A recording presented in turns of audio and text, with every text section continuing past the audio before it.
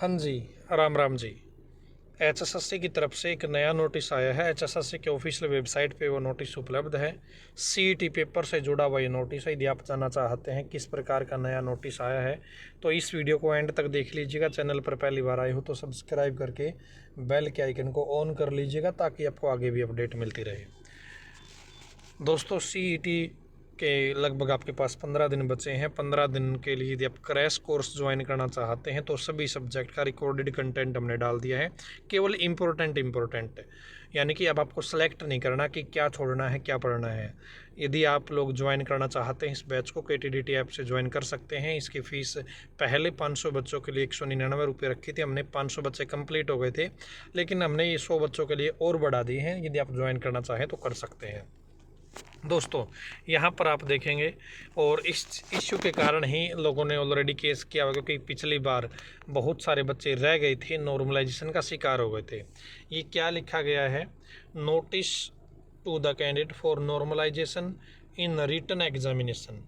Normalisation किया जाएगा दोस्तों रिटन एग्जाम में of common eligibility test CET 2025 group C के लिए। दोस्तों, जो आपका अब CET होने जा रहा है उसके अंदर नॉर्मलाइजेशन का प्रयोग किया जाएगा। यहाँ पे इन्होंने बता दिया है कि भाई बाद में ये मत कहना कि हमने बताया नहीं था, तो इन्होंने पहले ही बता दिया कि भाई नॉर्मलाइजेशन यूज की जाएगी। ठीक है।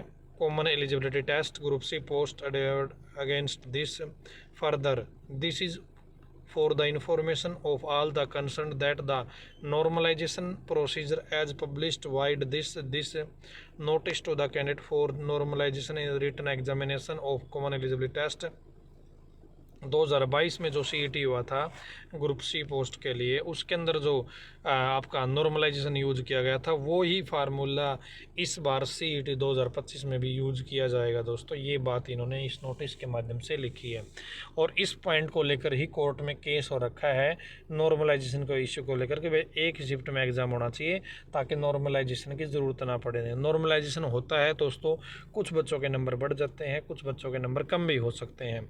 उस वजह से जो बच्चे कम होने का शिकार होते हैं उनको समस्या होती है।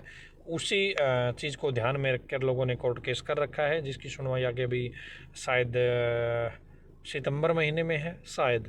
ठीक है। तो ये एक नोटिस दोस्तों HSSC की वेबसाइट पे। आप बताइए कि CET का पेपर एक शिफ्ट में होना चाहिए या फिर नॉर्मलाइजेशन यूज करने का तरीका है वो सही है? कोई परेशानी नहीं है।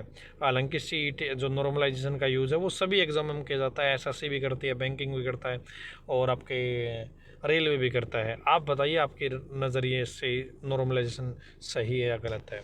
और दोस्तों, अंतिम दिनों में यदि अच्छा कंटेंट पढ़ना चाहते हो तो बैच ज्वाइन कर सकते हो। फीस हमने नाम मात्र रखी है ताकि ज़्यादा से ज़्यादा लोग इस चीज़ का बेनिफिट उठा पाए। धन्यवाद।